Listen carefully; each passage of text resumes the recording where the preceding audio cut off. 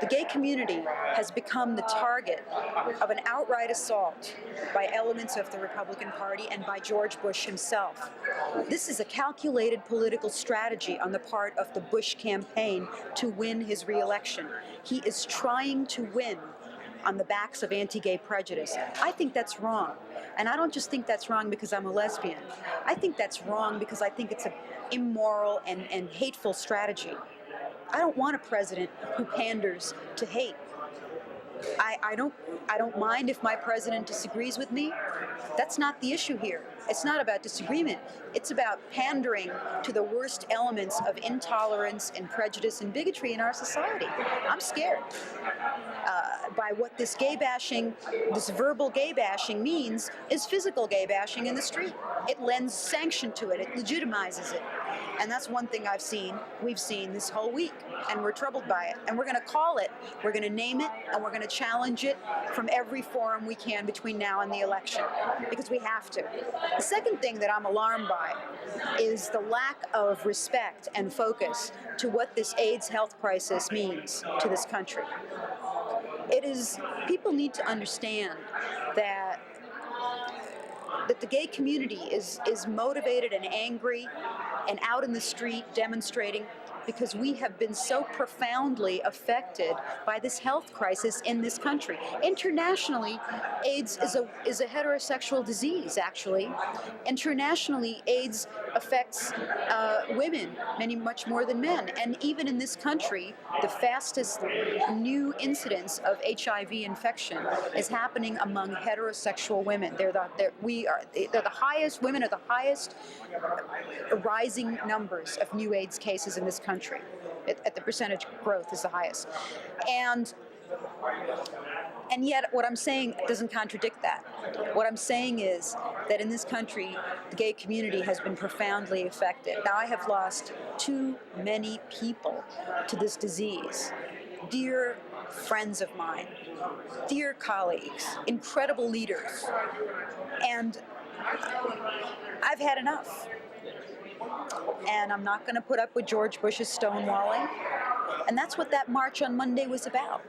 People who've had enough of stonewalling and know we can't spend more, but they find money for any little pork barrel project in the congressperson or member's district, and they find money for B-2 bombers, and they find money for all sorts of projects, but they will not adopt the fight against AIDS as a national priority.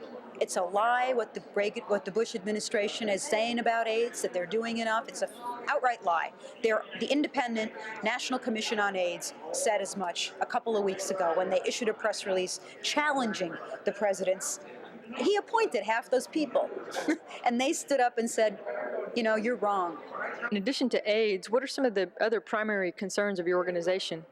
A couple of concerns that are important to us are ending discrimination based on sexual orientation. We don't want special rights. That's never what the gay and lesbian movement has advocated. We want equal rights. We want equal justice under the law.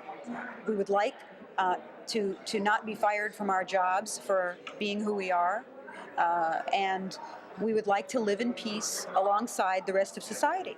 That is what we want. And the other piece of what we want, which is going to be frankly harder to get, is respect. I don't think that's so outrageous or outlandish, but I think it's going to be harder to get because there's a lot of disagreement in society. There's a lot of tension. People have a lot of conflict about how to deal with sexuality in this society. And there's a lot of opposing viewpoints. Now, I believe in democracy, and I believe passionately in it. I believe in the Constitution of this country.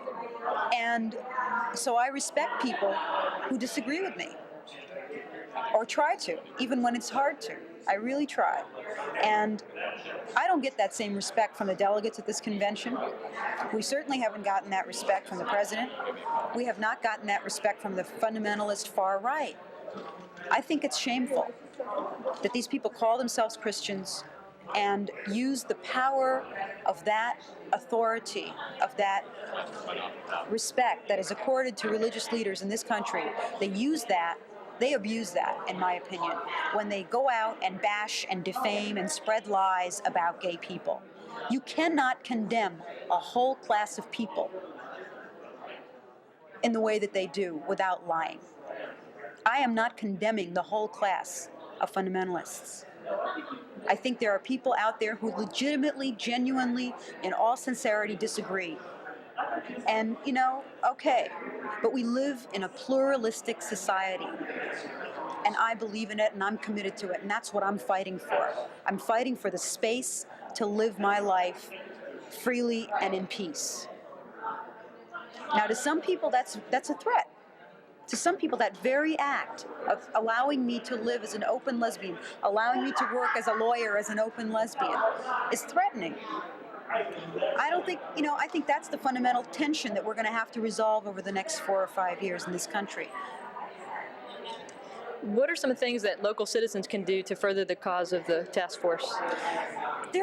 Houston is a very dynamic gay and lesbian community. You've got a lot of exciting organizations that are service organizations, AIDS organizations, youth organizations, community service groups that people can get involved with. There are also a couple of different political organizations that I would strongly urge people to get involved with at the local level. Our movement is driven by volunteer love and volunteer energy.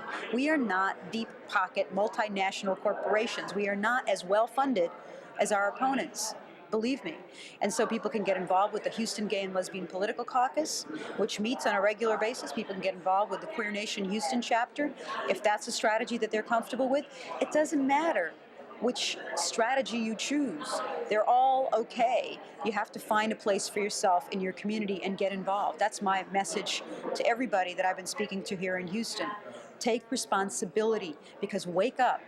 Gay people need to wake up to what's happening in this town and in this country. This is a defining moment for gay and lesbian people in this country, what's happening at this convention. For the first time in American history, a major political party is engaging in massive gay bashing.